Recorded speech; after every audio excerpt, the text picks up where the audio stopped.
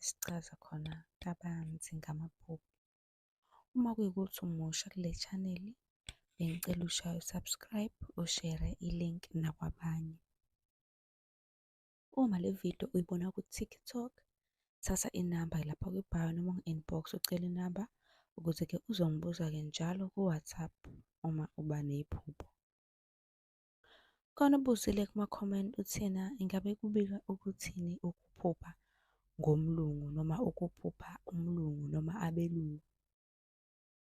Ukuphupha umlungu ekupha imali kungasho inhlahla ezayo noma-ke amathuba amahle azokuvelela, noma kubika ukuthi idlozi lakho likupha amandla okuphumelela.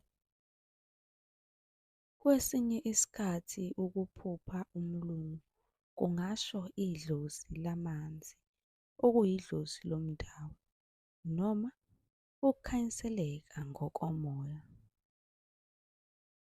Ukuphupha umlungu ekuthethisa kungasho ubunzima, okudumazeka noma ukuphoxeka ozobhekana nabo empilweni yakho.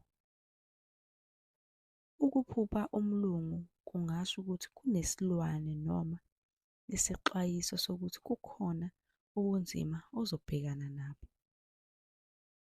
Kwesinye isikhathi kungasho ukuthi kini niyazalana nabamhlophe, ngakho-ke usuke uphuphe ukhokho bakho. Uma kuyikuthi umusha kule channel, bengicela ungakhohlwa ukushaya u-subscribe, ubuze kwi-comment section iphupho bese uphuthuma ku-YouTube. Ngiyaphendula nje ngevidiyo ngiphoste ngokushesha. Uma ukuthi ubuzile-ke phuthuma ku-YouTube uzoyifica impendulo.